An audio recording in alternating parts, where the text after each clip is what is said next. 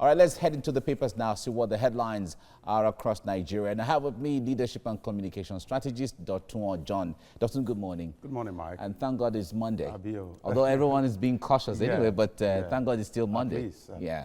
Okay. Let's start from the Daily Trust newspaper this morning. It says COVID-19, Buhari locks down FCT, Lagos, Ogun. Include all states with confirmed cases. Announces palliatives for Nigerians. And why I moved to Lagos, Abakari, the chief of staff to the president, is explaining and talking to Nigerians there. All right, from the Daily Trust, let's go to Daily Times. A real sector, capital market to lose 10 trillion naira as confirmed cases rise to 111 in 11 states and Abuja. Dangote, Ovia, Rabiu, others donate billions to federal government. A renowned economist, Professor Obadan, raises alarm on microeconomic impact. That's all you see on the front page of the Daily Times. Blueprint is next. As COVID-19 cases rise to 111, Buhari locked down Lagos, Abuja, Ogun for 14 days. Effective 11 p.m. today, which is Monday, gives 3-month grace to repay trader money and others. Immigration boss, UCH, CMD, UI College Provost, all positive. And German minister commits suicide. And NNPC others donate $30 million. And Buhari's address didn't address nation's concerns, as the PDP is saying that. All right, from the Blueprint, let's go to Business AM. Negative junk rating tightens Nigeria's borrowing window. That's what you see on Business AM. And News Direct is next, and the last one was looking at for this morning, COVID-19 pandemic. Buhari directs lockdown of Abuja, Lagos, Ogun for 14 days. Confirmed cases hit 111 on Sunday, and Fireme imposes dusk-to-dawn curfew, orders borders to close. And Serap seeks weekly publication of spending details. And Tinubu donates 200 million naira to fight coronavirus. All right, that's all. Those are some of the headlines you see on the front page of the News Direct. Doctor, yesterday the president gave a broadcast, a national broadcast to the nation, talking to Nigerians on what the government is doing so far and some of the measures and steps taken to ensure that the government contains the coronavirus. There was a lockdown. There was an order to lock down Lagos, Ogun, and Abuja from today, 11 p.m. But on the whole, I wonder what was the takeaway for you from the broadcast? The takeaway is, I think it's about time for us to understand that silence is another form of communication. And it's a kind of feedback. If the people expect you to speak and you are not talking, you're actually speaking without knowing. The broadcast of the president yesterday, to a very great extent, has given hope. First, it has cleared the doubt in the heart of many Nigerians that perhaps the president has not been feeling fine. Second, as the father of the nation, we are not saying, we know that the president may not be a talking type like people like us who want to seize every opportunity to clarify issues and talk to the people. But we must understand that communication is a strategic part of leadership, and at every point in time there's the need for your community to know what your government is doing. So for the president to have come out, generally, I think that's going to boost the hope of an average Nigerian. It's like listening or hearing your father in time of crisis. It's going to take away so many doubts and instill hope in the people.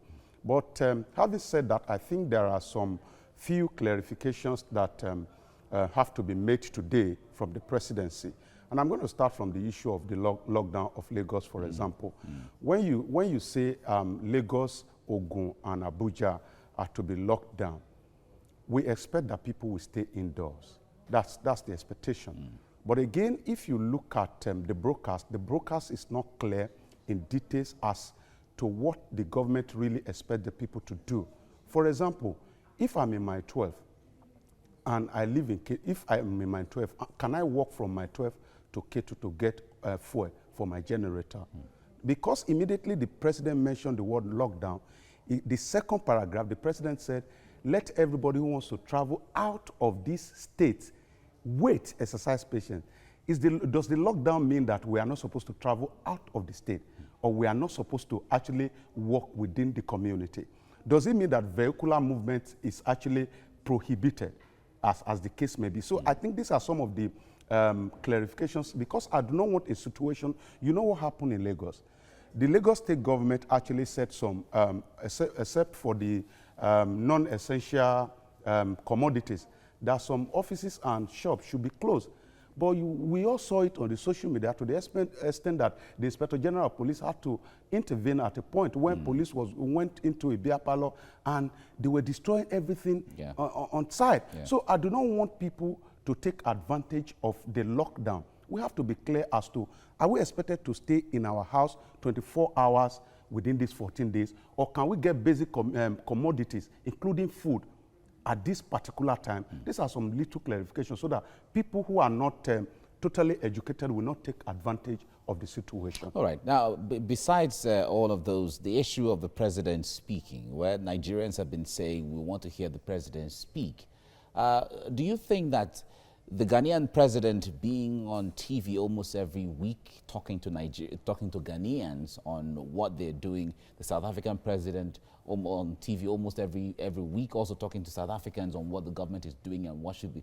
Do you think that is putting pressure on the president and Nigerians demanding that they also want to hear from their president? Globally, I think the attitude of presidents globally is actually putting was a major factor, really, because if those even who are not speaking right, the president who are not speaking right, you still see them on television, still speaking most of the time. I think it's a global pressure. It's beyond what the Ghanaian president is saying. It's beyond what the South African president is saying. At this point in time, like I said the other time, people really want to see the head of their country speak. For example, but the point there is, beyond seeing him speak, he is the one who has given strength to the NCDC to function, to the Ministry of Health to function, the Presidential Task Force to function. So whether we hear from him or we don't hear from him, that is still him working through all of these channels, isn't it? You see, that's why I tell people, especially in government, to be very, very careful.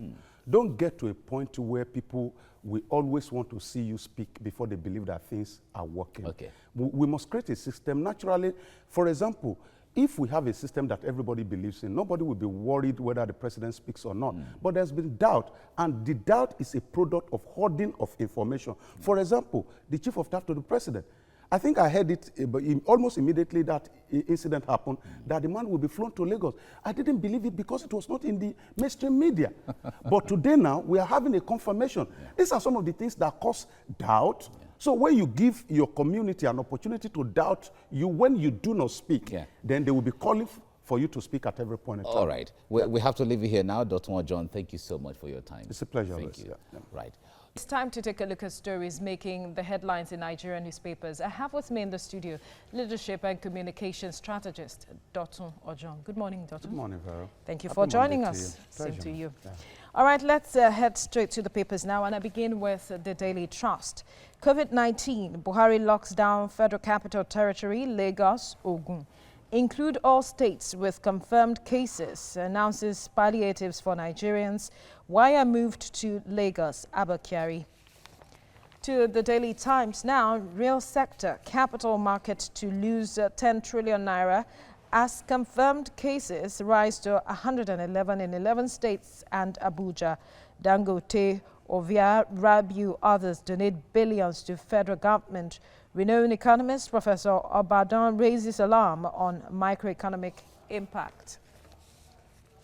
To the blueprints now, as COVID-19 cases rise to 111, Buhari locks down Lagos, Abuja, Ogun for 14 days. Effective 11 p.m. Monday, that's today. Gives 3 months grace to repay trader money others. Immigration boss, UCHCMD, UI College Provost, positive. German minister commits suicide. NNPC others donate $30 million. Buhari's address didn't address nation's concern, PDP. To the Business AM, a negative junk rating tightens Nigeria's borrowing window. And on the front page of the News Direct, COVID-19 pandemic, Buhari directs lockdown of Abuja, Lagos, Ogun for 14 days. Confirmed cases hit 111 on Sunday. Fayemi imposes dusk to dawn curfew. Others borders closure. Serap seeks weekly publication of spending details. Tinubu donates 200 million naira to fight coronavirus. To the front page of this day newspaper, Buhari locks down Lagos, Ogun, Abuja as COVID-19 cases rise to 111. Suspends flight operations, promises stipend for vulnerable people, gives 3-month moratorium on development bank loans. I feel well, says Kyari, moves to Lagos for further tests. Anambra, Ekiti, Benue, Ogun, Yobe, Abia close borders. Dangote, Sanusi, Bello test negative. Stallion Group pledges rice and fish supply to government hospitals. Air Peace evacuates 274 Israelis to Tel Aviv. And finally, on the front page of the Nation newspaper, Buhari shuts down Lagos, Abuja, Ogun for 14 days. Federal government revs up anti-COVID-19 battle. Senate backs president's action. And here we have a highlight of the president's statements yesterday.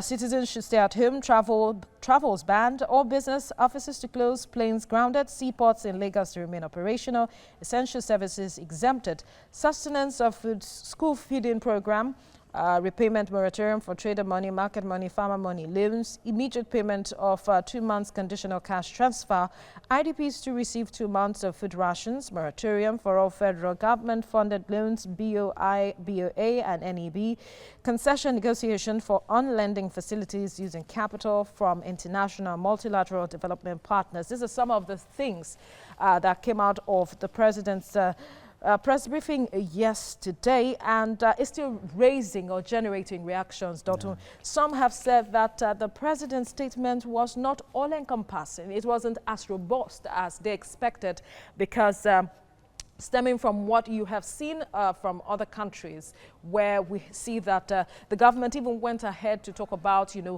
some form of palliatives for those who have to pay house rents and all of those. Yeah. And some are saying that perhaps the government should have infused that here, talking about those who pay house rents, those who pay light bills and water bills, seeing that some persons will be losing their jobs, wouldn't be paid salaries at this point. Yeah. What do you make of this? I think Nigerians should be concerned about practicability rather than perfection. Right. The first thing you ask yourself is that everything the president has said, are they practicable? Because you can never get a perfect speech anywhere, not even from the goldsmiths of words. So, but there are issues here and there, no doubt about the fact that there are issues here and there. Thank God that the president has come out to talk, and at least that has given a number of us hope. But I think there are a lot of explanations that have to be done as regards that speech that was given by Mr. President. First, you talk about the conditional cash transfer to the vulnerable. We have a huge challenge in our hand. I think besides coronavirus, I think the major challenge we have now is inability to have access to data. Maybe we don't even have at all. So if the president is coming out to say, oh, I am actually going to transfer money to some certain set of people, this has been the concern since the day of 5,000 naira to the poorest of the poor in the country. Because the explanation, the question has always been, who are these people? Yeah. You don't get to identify them, because the argument will be that the poorest of the poor don't even have a functional bank account. This has been some of the issues here and there. And when you talked about, when the president talked about the school feeding program, the first question you ask yourself is that, okay, these kids are at home, really? Yeah. Is he expecting that the caterer or the cooks will continue to bring food to them in the house? This is possible if that is what the president is saying. But again, that's where the issue, the need for explanation comes in. I think the presidency will now come to tell Nigerians that, oh, on this particular point, this is what the president actually means. I think these are the little disconnects here and there. For example, we talked about, just off the camera, we're talking about lockdown of Lagos. Yes. And there were a lot of questions that have come up since then. If you allow those that are selling food to go open their store and market, the question is that if everybody is actually locked down, who is going to patronize them? Because immediately the president talked about the lockdown of Lagos and the 2 other places, he actually said that those people who want to travel out of these places should exercise patience for now. To me, I was asking myself, this lockdown that we are talking about, does it mean that the president does not want people to travel out of these communities, or he doesn't want them to travel around within the community? So these are some of the issues that I think today we must get. But quickly, how optimistic are you that all of these measures being put in place will achieve the needed result? Because we are looking at containing the spread. And a lot of persons have said that this lockdown that we are bringing now should have happened a long time ago, as soon as we had the index case. Yes, in Nigeria, you need to be very careful. In a community where about 70%, I don't want to be generous with figure, live under the poverty line, you have to be very careful. At the end of the day, what will kill the people may not be the coronavirus. It may be the economic impact of the coronavirus. So it's easy for anybody to say, let's lock down. From the position where we are in, we may not be worthy, but perhaps we are on the average level. We can continue to advocate that, come on, let's lock down. But you must remember that Lagos, for example, is a community that is being driven by daily money. There are some people who cannot live for 3 days without going out. So you need to put some of these considerations in place. I think this is what the government has taken its time to do. Unfortunately, without data that we talked about the other time, you may not be able to actually get across to people who need support. Let me cite an example. Quickly. The Lagos State government is planning to send food across to, I think, 200,000 people or households. Yes. Now the question is, people have been coming to ask me, how does this food actually get across to the people? In my head, I was thinking perhaps people with lastra. But you look at the percentage of people with lastra in Lagos, what is the percentage? So once a community has issues with data, the community will have issues with aid, because you do not know who actually needs the aid. All right, we'll leave it at this point, Dotun. Thank you so much for speaking with us. Heading to the papers now, see what the headlines are, and I have with me in the studio leadership and communication strategist, Dr. John. Dr. good morning. Good morning, Mike. It's nice to see you on the Monday morning. Always, yeah. All right, let's begin with Daily Trust. Daily Trust said COVID-19, Buhari locks down FCT, Lagos, Ogun, include all states with confirmed cases, announces palliatives for Nigerians. Wire move to Lagos. Abakari is saying this. Now from there, Daily Times is next. Real sector capital market to lose 10 trillion naira as confirmed cases rise to 111 in 11 states and Abuja. Dangote, Ovia, Rabiu, others donate billions to federal government. And renowned economist Professor Obadan raises alarm on microeconomic impact. Okay, blueprint is next as COVID-19 cases rise to 111. Buhari locks down Lagos, Abuja, Ogun for 14 days, effective 11 p.m. Monday. It gives 3 months grace to repay trader money on others. And immigration boss, UCH CMD, UI College Provost test positive. German minister commits suicide. NNPC others donate $30 million. Buhari's address didn't address nation's concerns. That's the PDP saying that. Business AM is next, and he says negative junk rating tightens Nigeria's borrowing window. Okay. News Direct is next. COVID-19 pandemic. Buhari directs lockdown of Abuja, Lagos, Ogun for 14 days. Confirmed cases hit 111 on Sunday. And FireMe imposes dusk to dawn curfew, orders border closure. And Sterap seeks a weekly publication of spending details. And Tinubu donates 200 million naira to fight coronavirus. This day is next now, and it says Buhari locks down Lagos, Ogun, Abuja as COVID-19 cases rise to 111. Okay, that's suspends flight operations, promises a stipend for vulnerable people, gives 3-month moratorium on development bank loans.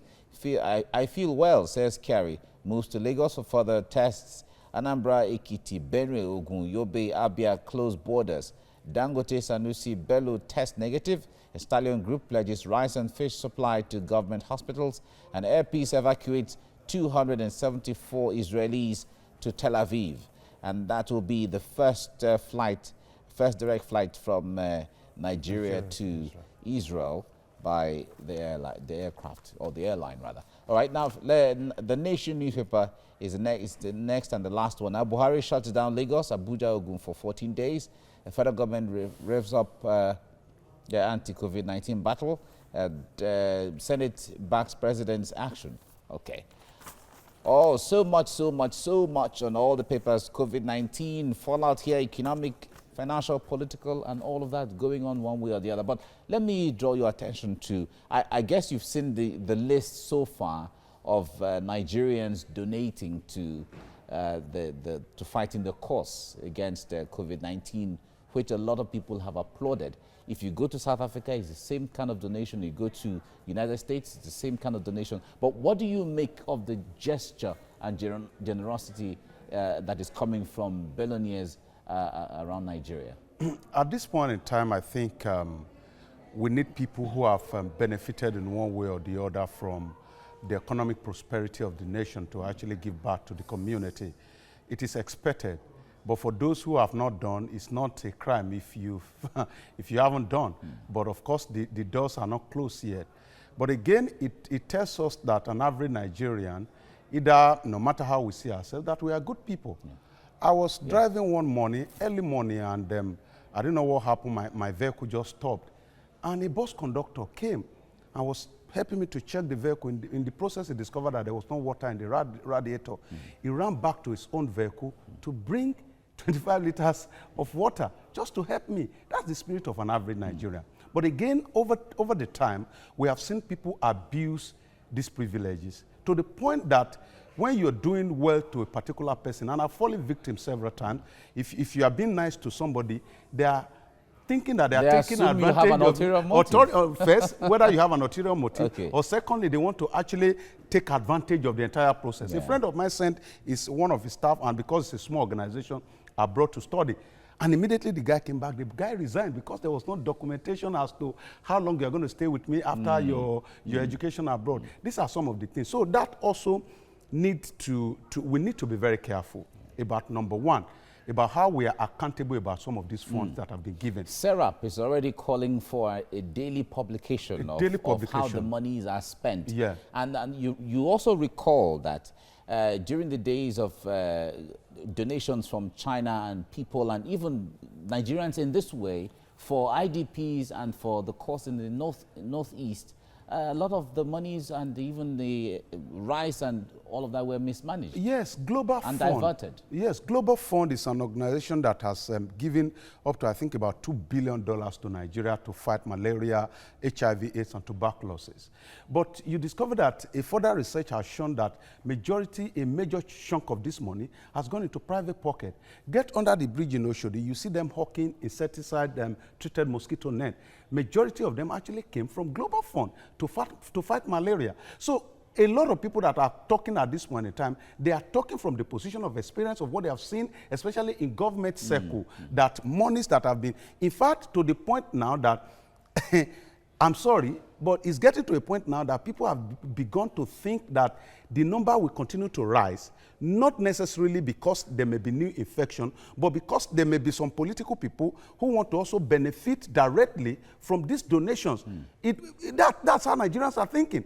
And you cannot take that away from them because they are speaking from the point of experience. For example, we have seen a state governor come out to say he needs 1 billion naira from the federal government to actually prevent the disease from getting to his community. What happens if we now have state declaring fake figure because they want to have their own share of this largesse? Well, so we need to it's a be good thing. careful. It's a good thing that there's a central monitoring system for the COVID-19, so that whatever claim that you have, it certainly has to be verified and confirmed by the NCDC and confirmed. Yeah. And certainly the NCDC is also being monitored by WHO. So there's a chain and layers of verifications here and there. So I guess, but the point there is, some persons have said this money is coming in, that since, like you were talking about experience earlier on, because of the experiences we've had as a nation, a lot of people are saying, give us this monies in equipment, not in cash. What do you make of that? Yes, if you look at the donation, really,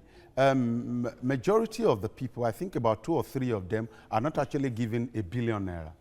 a majority, they have done it in a way that they earmark a particular amount of money that will come in form of equipment and all that. And I remember one particular person that is not even giving money at all. He wants to supply some of these things. So it's also good. But again, we need to know that perhaps also this amount of money that we are getting from these donors, apart from the fact that we will use them to take care of the people that have been affected directly, we should also create a way where people that are affected, you know, infected and affected, can actually benefit from it. For example, if we can have a certain part of the money that has been given to the Lagos State government, for example, if we can have a little out of it taken out to take care of the needs of the people, to support whatever the government is doing, so that people who are affected directly, the bus conductors who can no longer go out, the taxi drivers who can no longer go out, the market women who can no longer open. I'm guessing that is the Lagos State government's plan, because they talked about you know, making provision for about 200,000 people